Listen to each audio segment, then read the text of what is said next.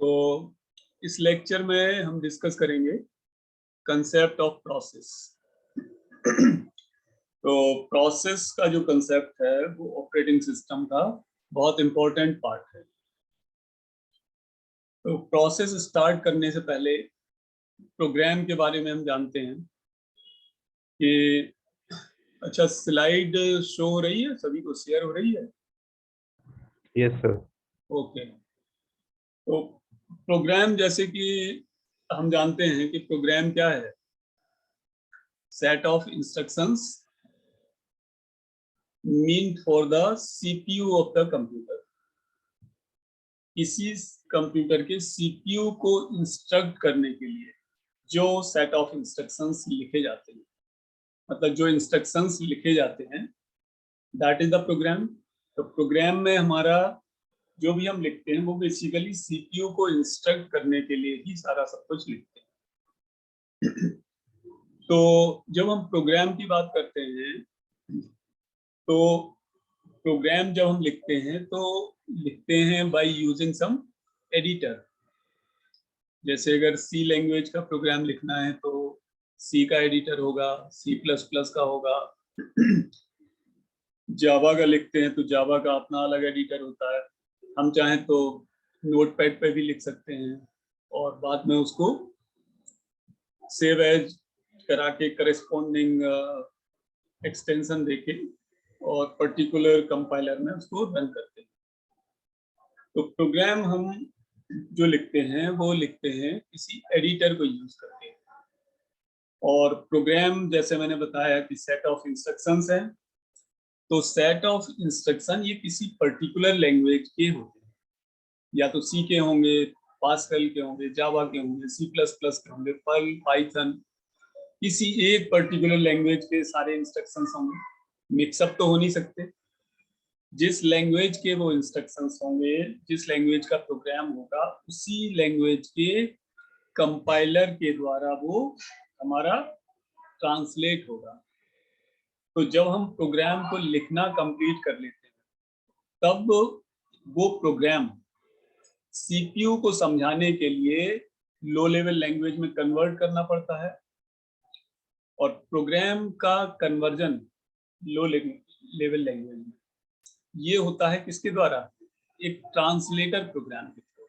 जैसे कंपाइलर है, असेंबलर है, इंटरप्रेटर है।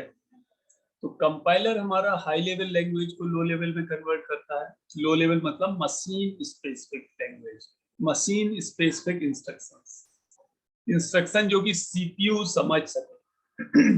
मतलब एक तरह से वो इंस्ट्रक्शंस, लो लेवल जो इंस्ट्रक्शंस हैं वो सीपीयू के लिए कमांड्स हैं। तो जिस लैंग्वेज में हम प्रोग्राम लिखेंगे उसी लैंग्वेज के कंपाइलर के द्वारा वो ट्रांसलेट किया जाएगा सीपीयू की लैंग्वेज में, यानी कमांड्स बनेगी वो सीपीयू के लिए। तो पहले हमने प्रोग्राम लिखा बाय यूजिंग एडिटर, उसके बाद जब प्रोग्राम कंप्लीट हो गया तो हमने ट्रांसलेट किया। और अगर प्रोग्राम का जो सिंटैक्स है वो प्रोग्रामिंग लैंग्वेज के अकॉर्डिंग नहीं है तो हम जानते हैं कि एरर्स शो होंगी कंपाइलर के द्वारा। और जब तक हम एरर्स को रिमूव नहीं कर देंगे तब तक वो प्रोग्राम हमारा कंप्लीटली ट्रांसलेट नहीं होगा। तो उनको हम लैंग्वेज ट्रांसलेटर बोलते हैं। जैसे कंपाइलर है, हाई लेवल लैंग्वेज को लो लेवल कन्वर्ट करता है। इंटरप्रेटर है, वो हाई लेवल लैंग्वेज को डायरेक्टली एग्जीक्यूट करता है। जैसे जावा में है तो पहले तो हम जावा प्रोग्राम को कंपाइल करते हैं, जो जावा सी फाइल बनती है, और जावा सी फाइल को फिर इंटरप्रेट करते हैं जो कि जावा वर्चुअल मशीन है, तब वो प्रोग्राम हमारा डायरेक्टली एग्जीक्यूट होता है। तो कंपाइलेशन या ट्रांसलेशन के बाद हमें जो मिलता है वो low level machine specific code, यानी लो लेवल इंस्ट्रक्शंस या कमांड्स टू द सीपीयू, ये हमें मिलता है। और इस लो लेवल इंस्ट्रक्शंस को, कोड को हम जनरली ऑब्जेक्ट कोड बोलते हैं। जैसे सी, सी प्लस प्लस और जावा के लिए ऑब्जेक्ट कोड होते हैं। जबकि जावा सोर्स प्रोग्राम को जब हम कंपाइल करते हैं तो जो हमें फाइल मिलती है वो मिलती है डॉट क्लास फाइल, जो कि लो लेवल कोड नहीं है। डॉट क्लास फाइल किसी वर्चुअल मशीन के लिए कोड है। जो कि हमारा जावा वर्चुअल मशीन के लिए कोड है और जो कि हम जब इंटरप्रेट करते हैं जावा में तब वो मतलब एग्जीक्यूट होती है।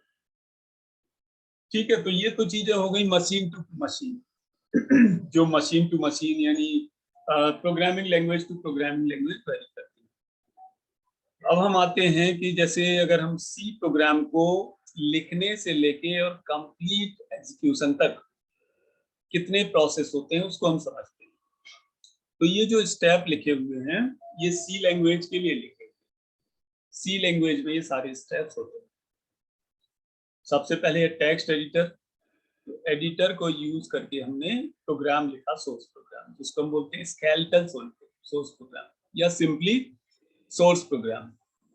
उसके बाद कंपाइलर में एक इनबिल्ट प्री प्रोसेसर होता है, इनबिल्ट प्री प्रोसेसर सॉफ्टवेयर, जो कि क्या करता है कि हमारे प्री प्रोसेसर डायरेक्टिव्स को ट्रांसलेट कर देता है या कन्वर्ट कर देता है उनके पर्टिकुलर इंस्ट्रक्शंस में। जैसे हमने अपने सी प्रोग्राम में जहां भी फाइल इंक्लूड की, हैश इंक्लूड, या हमने हैश डिफाइन लिखा होता है, या और भी टाइप के जो प्री प्रोसेसर डायरेक्टिव्स हैं, तो उनको पर्टिकुलर इंस्ट्रक्शंस में वो कन्वर्ट कर देता है। तो प्रोग्राम लिखा हमने, स्केलेटल सोर्स प्रोग्राम हो गया, फिर प्री प्रोसेस किया प्री प्रोसेसर के द्वारा, तो मॉडिफाइड या एक्सटेंडेड सोर्स प्रोग्राम बना हमारा। जो भी प्री प्रोसेसर डायरेक्टिव्स हैं उनको ये कन्वर्ट कर दिया या ट्रांसलेट कर दिया particular instructions, high level language instructions. फिर जो ये मॉडिफाइड सोर्स प्रोग्राम बना आफ्टर प्री प्रोसेसिंग, उसको कंपाइल करते हैं। तो सी लैंग्वेज में डायरेक्टली ऑब्जेक्ट कोड नहीं बनते, इनफैक्ट कि जो मॉडिफाइड एक्सटेंडेड सोर्स प्रोग्राम है कंप्लीट प्रोसेसिंग के बाद उसको जब कंपाइल करेंगे तो पहले असेंबली लैंग्वेज कोड जनरेट होते हैं सी लैंग्वेज में। और किसी लैंग्वेज में ऐसा नहीं, सी प्लस प्लस में असेंबली प्रोग्राम जनरेट होता है कंपाइलेशन के बाद, और उसी पैकेज में इनबिल्ट असेंबलर होता है, तो वो रिलोकेटेबल ऑब्जेक्ट कोड जनरेट करता है। अब ये जो दो सॉफ्टवेयर है, लिंकर और लोडर और असेंबलर, इनके बारे में हम बाकी हायर चैप्टर्स में, फोर्थ कमिंग चैप्टर्स में डिटेल में डिस्कस करेंगे, बट अभी हम प्रोसेस का कंसेप्ट डिस्कस कर रहे थे, तो ये टर्म्स हमारे सामने आ रहे हैं।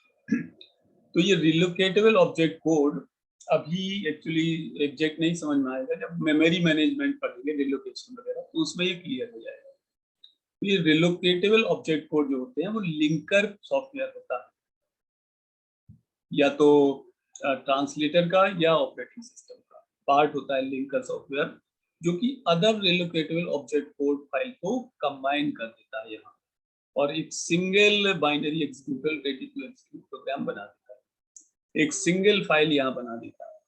जैसे हम अपने प्रोग्राम में हैश इंक्लूड करके जो फाइल इंक्लूड करते हैं, या हैश इंक्लूड करके कोई प्रोग्राम इंक्लूड करते हैं, हम चाहें तो अपने प्रोग्राम में बहुत सारे प्रोग्राम इंक्लूड कर सकते हैं अपने लिखे हुए, तो उन सबकी सेपरेटली कंपाइल्ड ऑब्जेक्ट फाइल होगी। तो ये लिंकर क्या करता है, सभी की जो ऑब्जेक्ट फाइल है उनको कंबाइन करके एक सिंगल हमारी ready to execute executable program बना देता है। और ये जो प्रोग्राम बना, तो इसके लिए ऑपरेटिंग सिस्टम का एक पार्ट जो सॉफ्टवेयर होता है लोडर, उसको वो सिस्टम लाइब्रेरी और dynamically loaded system library, system library जैसे हमने अगर math.h फाइल इंक्लूड की या कोई और फाइल इंक्लूड की, तो जो सिस्टम की लाइब्रेरी है वो इस लोडर अटैच करके उसको और फाइनल उस प्रोग्राम को एग्जीक्यूट कर देता है। तो ये सी लैंग्वेज प्रोग्राम में इतने सारे स्टेप्स होते हैं हमारे लैंग्वेज प्रोसेसिंग, प्रोग्राम लिखने से लेके प्रोग्राम एग्जीक्यूट होने तक। ठीक है, तो अब हम बात करते हैं प्रोसेस की। तो प्रोसेस बेसिकली हमारा क्या है, देखो प्रोग्राम क्या है, सेट ऑफ इंस्ट्रक्शंस जो कि मशीन पर डंप पड़ा हुआ है, कहीं भी सेव है, लेकिन वो चल तो रहा नहीं है।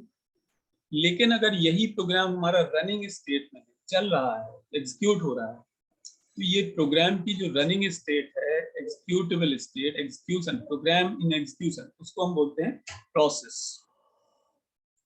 तो प्रोसेस का जो कंसेप्ट है वो ऑपरेटिंग सिस्टम का सबसे सेंट्रल पार्ट है, बेसिक पार्ट है। ऑपरेटिंग सिस्टम की बात जब भी आएगी तो ऑपरेटिंग सिस्टम का टास्क है to provide the interface between the user and computer. और यूजर और कंप्यूटर का जब इंटरफेस होगा तो यूजर अपने प्रोग्राम रन कराएगा और ये ऑपरेटिंग सिस्टम की सुपरविजन में होंगे। तो जब भी रनिंग प्रोग्राम की बात आएगी, कोई भी प्रोग्राम हो, चाहे यूजर का हो या सिस्टम का हो, तो उसको हम बोलते हैं प्रोसेस, रनिंग प्रोग्राम। तो ये बेसिकली क्या है, रनिंग प्रोग्राम का एक एब्स्ट्रैक्शन है। एब्स्ट्रैक्शन मतलब ये है कि instance of a program being executed, program run करने वाले प्रोग्राम का एक इंस्टेंस, किसी भी इंस्टेंस पर अगर हम देखें रनिंग प्रोग्राम को, तो वो एक प्रोसेस है।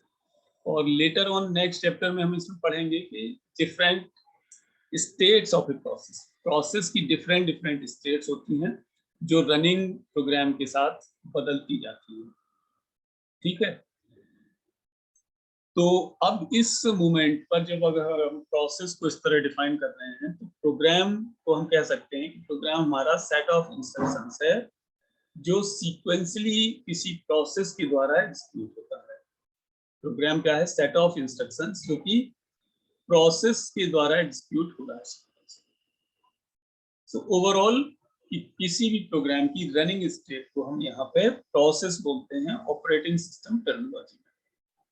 ओके, तो आगे चलते हैं। तो प्रोसेस एंड प्रोग्राम, तो जब हम किसी प्रोग्राम को एग्जीक्यूट करते हैं तो ऑपरेटिंग सिस्टम का काम है कि ये प्रोसेस को जनरेट करेगा उस प्रोग्राम को रन करने के लिए। और प्रोग्राम हमारा पैसिव एक्टिविटी है, entity, passive in the sense कि डम, उसमें कोई हलचल नहीं। ठीक है, तो passive entity means passive collection of instructions, जिसकी कोई अपनी लाइफ नहीं है। मतलब कि प्रोग्राम जैसे पड़ा है वो वैसे ही हमेशा पड़ा रहेगा अगर सिस्टम में कोई चेंज ना करें। जैसे हमने लिख के सेव कर दिया वो एज इट इज पड़ा रहेगा, कोई लाइफ नहीं है, मतलब वो हमेशा एज इट इज रहेगा। लेकिन जो प्रोसेस है उसकी एक लाइफ है, जितनी ड्यूरेशन के लिए हमारा प्रोग्राम एग्जीक्यूट हो रहा है, तो वो ड्यूरेशन मतलब प्रोग्राम की execution state, that is called as the, क्या कहते हैं, प्रोग्राम की रनिंग स्टेट को हम बोलते हैं प्रोसेस। तो प्रोसेस हमारा क्या है कि एक्टिव एंटिटी है, जबकि प्रोग्राम पैसिव एंटिटी है। तो जब कोई प्रोग्राम हमारा एक प्रोसेस बन जाता है तब इसके साथ एक लाइफ एसोसिएट होती है, प्रोसेस के साथ एक लाइफ एसोसिएट होती है। ओके, मतलब रनिंग प्रोग्राम। तो प्रोसेस इन दिस सेंस कि क्या है, एक्टिव एंटिटी है, मतलब एक्चुअल एग्जीक्यूशन है उन इंस्ट्रक्शंस का, प्रोग्राम के इंस्ट्रक्शंस का एक्चुअल एग्जीक्यूशन। ओके, तो प्रोसेस में क्या होता है कि प्रोग्राम कोड के साथ साथ करंट एक्टिविटी भी है। तो जो सीपीयू वर्क कर रहा है, यानी सिस्टम कंप्यूटर चल रहा है, हम बोलते हैं कि हमारा सिस्टम चल रहा है, मतलब प्रोग्राम एग्जीक्यूट हो रहे हैं, तो सीपीयू जो वर्क कर रहा है तो बेसिकली क्या है कि एग्जीक्यूशन ऑफ द प्रोसेसेस है, या running of the process, running program की जो स्टेट है, प्रोसेसेस का चलना या एक्टिव रहना ही सीपीयू का वर्क है। तो अब आगे चलते हैं हम इस पर, प्रोसेस की एग्जांपल्स। तो हम कोई भी रनिंग प्रोग्राम लें, वो हमारा क्या है, एज एग्जांपल ऑफ प्रोसेस। चाहे हम ब्राउजर को रन करा रहे हो या कोई कमांड टाइप कर रहे हो कीबोर्ड से, जैसे आगे हम पढ़ेंगे शेल वगैरह। ये ऑपरेटिंग सिस्टम के 3 पार्ट्स होते हैं, kernel, shell and file system. तो शेल क्या है, कमांड इंटरप्रेटर है जो कि यूजर से कमांड एक्सेप्ट करती है और कर्नेल को प्रोवाइड करती है। कर्नेल एक्चुअल कोर पार्ट होता है ऑपरेटिंग सिस्टम का, जो कि हमारा एक्चुअल मैनेजमेंट करता है, जो कि हम पढ़ते हैं ना कि management, memory management, process management, file management, disc management, scheduling, ये सारे टास्क जो है वो कर्नेल के द्वारा किए जाते हैं। ओके, तो इस तरह क्या है कि जैसे कि ऑपरेटिंग सिस्टम है हमारा, तो बहुत सारे प्रोग्राम्स ऑपरेटिंग सिस्टम के होते हैं, कुछ प्रोग्राम्स यूजर्स के होते हैं। जब यूजर प्रोग्राम रन करता है तो ऑपरेटिंग सिस्टम के प्रोग्राम चलेंगे ही चलेंगे। जैसे हमारा लोडर प्रोग्राम चल रहा है, that is also a process at that time जब लोडर वर्क कर रहा है। जितनी देर हमारा ट्रांसलेटर वर्क कर रहा है, कंपाइलर वर्क कर रहा है, तो उतनी देर के लिए कंपाइलर एज ए प्रोसेस है, और जो प्रोग्राम हमारा इनपुट ले रहा है कंपाइलर, वो एज ए डेटा है। लेकिन जब कंपाइलर अपना टास्क फिनिश कर देगा तो हमारा जो प्रोग्राम है, जो कि डेटा था कंपाइलर के लिए, वो प्रोग्राम फिर एक एग्जीक्यूटेबल फाइल बन जाएगा। तो जो एग्जीक्यूटेबल फाइल बन जाएगा, तो वो एग्जीक्यूटेबल फाइल जब रन करेगी तो वो एक प्रोसेस बन जाएगा। तो इस तरह अगर हम कहीं भी कोई भी सॉफ्टवेयर रनिंग स्टेट में देखें, चाहे वो बैच जॉब हो, बैच प्रोग्राम हो, टाइम शेयर्ड प्रोग्राम हो, या कोई सिस्टम एक्टिविटी हो, जो भी प्रोग्राम चल रहा है दैट इज ए प्रोसेस। तो प्रोसेस का कंसेप्ट अभी हमें इतना आसान लग रहा है यहाँ से देखने में, बट आगे बहुत सारे चैप्टर्स प्रोसेस के इर्द गिर्द ही हमारे घूमते रहेंगे। बहुत कुछ है प्रोसेस को समझने समझाने के लिए। ठीक है, तो अब हम बात कर रहे थे user process and system process की। तो कंप्यूटर सिस्टम में क्या है कि बहुत सारे प्रोसेस होते हैं। कुछ हमारे सिस्टम प्रोसेस होते हैं, कुछ यूजर प्रोसेस होते हैं। तो जो सिस्टम यानी ऑपरेटिंग सिस्टम के कोड को रन करते हैं उनको हम बोलते हैं सिस्टम प्रोसेस, और जो यूजर के कोड को रन करते हैं वो है यूजर एग्जीक्यूटेबल कोड या यूजर प्रोसेस। जैसे अगर हम कोई फैक्टोरियल का प्रोग्राम रन कराएं, तो जब हम फैक्टोरियल का प्रोग्राम रन कराएंगे तो हमारा फैक्टोरियल का प्रोग्राम तो यूजर प्रोसेस हो गया, या फैक्टोरियल के प्रोग्राम से रिलेटेड कोई फाइल अगर हमने इंक्लूड की है, कोई और प्रोग्राम इसके साथ अटैच किया है, तो वो भी यूजर प्रोसेस के द्वारा आएगा। और इस प्रोग्राम को, फैक्टोरियल प्रोग्राम को रन कराने के लिए लोडर रन करेगा, लिंकर रन करेगा, अदर सॉफ्टवेयर रन करेंगे, मेमोरी मैनेजमेंट सॉफ्टवेयर रन करेंगे, सिस्टम के जो सॉफ्टवेयर हैं, सिस्टम के जो कोड हैं वो रन करेंगे। तो ये जो रन करेंगे वो सब यूजर प्रोसेस, वो sorry system process, loader, linker, memory management software या अदर सॉफ्टवेयर, वो होंगे हमारे सिस्टम प्रोसेसेस। और यूजर के जो प्रोग्राम रन होते हैं वो यूजर प्रोसेस। तो ये सारे प्रोसेस हमारे being a multi programming task, multi programming के केस में ये सारे हमारे कॉन्करेंटली रन करेंगे। ठीक है, तो जो प्रोसेस का काम है वो यूजर प्रोग्राम को रन कराना है। तो बट लेकिन सीपीयू को रन करना या सीपीयू का टास्क परफॉर्म करना, सीपीयू द्वारा प्रोग्राम को एग्जीक्यूट करना भी अपने आप में बहुत सारी सिस्टम एक्टिविटी को लेता है, जिसको हम बोलते हैं सिस्टम प्रोसेस। अभी हम बाद में देखेंगे कि प्रोसेस की क्या क्या स्टेट्स होती हैं। अब आगे चलते हैं। कोई एक प्रोग्राम हमारा क्या है, बहुत सारे प्रोसेस को इन्वॉल्व करता है। सेम प्रोग्राम के द्वारा बहुत सारे प्रोसेस इन्वॉल्व किए जाते हैं।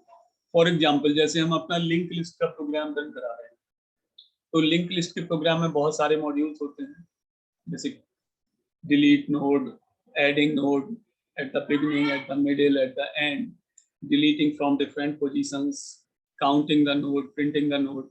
तो अलग अलग मोमेंट पर हम वही सेम लिंक लिस्ट का प्रोग्राम रन कराते हैं, और अलग अलग मोमेंट पर अलग अलग प्रोसीजर या फंक्शन कॉल करते हैं, या डायनेमिकली मेमोरी एलोकेट करते हैं। ठीक है, तो डायनेमिक मेमोरी एलोकेशन एक अपने आप में अलग प्रोसेस है। हमने रिक्वेस्ट दिया और सिस्टम ने उसको मेमोरी को डायनेमिकली एलोकेट किया यूजर के लिए। तो यहाँ पर जो डायनेमिक मेमोरी एलोकेशन है वो सिस्टम प्रोसेस हो गया, परफॉर्म बाय द सिस्टम। और यूजर ने जो कमांड दी, एक तरह से वो सिस्टम में इनबिल्ट है। ओके, तो ये अगर कोई यूजर सेम प्रोग्राम की बहुत सारी कॉपी को इन्वोक करता है, ओपन करता है, तो वो उतने सारे प्रोसेस हमारे क्रिएट होते जाएंगे या जनरेट होते जाएंगे। जैसे सपोज करो MS वर्ड का अगर कोई एक फाइल है बायोडेटा, उसको तुम 2-3 बार अगर ओपन कर लो, या किसी फोल्डर को तुम अलग अलग फोल्डर को कई बार ओपन करो, तो उतने प्रोसेस हमारे क्रिएट होते जाएंगे या जनरेट होते जाएंगे। तो अब इस तरह हम प्रोसेस को डिफाइन कर सकते हैं। यू कैन सी कि how we can define a process. तो ये तो मैंने बताया ही है कि instance of a running program या एक्टिव एंटिटी या instance of a serial program और सीक्वेंशियल प्रोग्राम इन एग्जीक्यूशन। दूसरा हम ये कह सकते हैं कि ये एक एसिंक्रोनस एक्टिविटी है जो कि किसी प्रोसेस को असाइन करते हैं उस प्रोसेसर द्वारा एग्जीक्यूट करने के लिए। मतलब क्या है एसिंक्रोनस एक्टिविटी, जो कि किसी सीपीयू को या प्रोसेसर को असाइंड है उस प्रोसेसर या सीपीयू पर एग्जीक्यूट करने के लिए। लास्टली हम कह सकते हैं कि यूनिट ऑफ एक्टिविटी है। अब थ्रेड ऑफ एग्जीक्यूशन यहाँ पे आ रहा है, तो थ्रेड अभी हमने पढ़ा नहीं, थ्रेड के बारे में बताऊंगा बाद में कि what is thread actually. Okay, so next चलते हैं। कर्नेल की बात जो हम कर रहे थे, अभी मैंने कर्नेल बताया था कि कर्नेल क्या है, ऑपरेटिंग सिस्टम का part which actually manages, actually does the things. Shell जो है ऑपरेटिंग सिस्टम का पार्ट, वो कमांड इंटरप्रेटर है। तो कर्नेल का काम है प्रोसेस को क्रिएट करना। तो जब प्रोसेस क्रिएट होता है, मतलब कि जब प्रोग्राम हमारा स्टार्ट होता है रनिंग के लिए, तो पहली चीज तो उस प्रोग्राम को मेमोरी और रिसोर्स मिलने होते हैं। मतलब वो प्रोग्राम मेमोरी में कहाँ पे लोड हो, this is the process of allocation the memory. दूसरा, उस प्रोग्राम को बाकी सारे रिसोर्सेस मिलने होते हैं एक साथ या अलग अलग टाइम पर, जो उस प्रोग्राम को अदर प्रोग्राम्स की रिक्वायरमेंट होती है, अदर हार्डवेयर की रिक्वायरमेंट है, डेटा की, तो उसको अलग अलग रिसोर्सेस और मेमोरी प्रोवाइड करना कर्नेल का काम है। फिर दूसरा कि अब प्रायोरिटी ऑफ प्रोसेस, बहुत सारे प्रोसेस होंगे मेन मेमोरी में, तो सीपीयू किस प्रायोरिटी के बेस पे किस प्रोसेस को, किस प्रोग्राम को कितनी देर के लिए एग्जीक्यूट करेगा, ये हम लेटर देखेंगे प्रोसेस शेड्यूलिंग में, सीपीयू शेड्यूलिंग। ओके, फिर प्रोग्राम को लोड करना मेमोरी में और एग्जीक्यूट करना, ये जैसे मैंने अभी बताया था कि लोडर प्रोग्राम होता है। Loader is the program which actually loads the program into the memory for execution, और उस लोडर का काम एग्जीक्यूट करना होता है। इसके बाद प्रोग्राम हमारा जब मेमोरी में लोड हो जाता है, तो ये प्रोसेस बन जाता है जो अब यूजर से और अदर डिवाइस से इंटरेक्ट कर सकता है। ओके, तो लास्ट स्लाइड पर हम आते हैं मल्टी प्रोग्राम। अब अगर हम मल्टी प्रोग्रामिंग की बात करें, मल्टी प्रोग्राम में जो हमने पढ़ा है, बहुत सारे प्रोग्राम मेमोरी में होते हैं। इसका मतलब ये है कि एक्टिव स्टेट में होते हैं बहुत सारे प्रोग्राम, मतलब बहुत सारे प्रोसेसेस मेमोरी में होते हैं एक साथ मेन मेमोरी। तो अब मल्टी प्रोग्रामिंग के लिए ये सारा टास्क ऑपरेटिंग सिस्टम का है कि ये सिस्टम को कैसे इन डिफरेंट एक्टिविटी के लिए मैनेज करेगा। तो कंसेप्चुअली अगर हम देखें तो जितने प्रोसेस हैं सभी का एक वर्चुअल सीपीयू है। वर्चुअल इन द सेंस कि थोड़ी देर के लिए हर एक प्रोसेस को सीपीयू मिल रहा है, चाहे किसी ऑर्डर में मिल रहा हो या कितनी भी ड्यूरेशन के लिए मिल रहा है। तो फैक्ट उसका यही है कि सीपीयू एक प्रोसेस से दूसरे प्रोसेस में स्विच होता रहता है मल्टी प्रोग्रामिंग इन्वायरमेंट के केस में। और ये कैसे एक्चुअली मैनेज होता है, ये हम सीपीयू शेड्यूलिंग में फोर्थ कमिंग लेक्चर्स में पढ़ेंगे। Okay, so by this we have completed our discussion for processes, और नेक्स्ट लेक्चर में हम डिस्कस करेंगे states of the process. Processes states, एक किसी प्रोसेस की 5 स्टेट होती हैं। मतलब कोई प्रोग्राम रन कर रहा है तो रनिंग टाइम पे वो किस किस स्टेट से गुजर सकता है, और एक स्टेट से दूसरे स्टेट में आता है, दूसरे से तीसरे में, तीसरे से दूसरे में, मतलब वो इंटरचेंजेबली एक स्टेट से दूसरे स्टेट में प्रोग्राम हमारा घूमता रहता है। तो ये जो प्रोग्राम की या प्रोसेस की स्टेट्स हैं वो नेक्स्ट लेक्चर में इसको डिस्कस करेंगे। ओके, तो ये लेक्चर इतना ही, और इसके बाद अगर इसमें किसी को कोई क्वेरी हो या डाउट हो तो you can ask it right now. पूछना हो तो ठीक है, otherwise I am closing this meeting.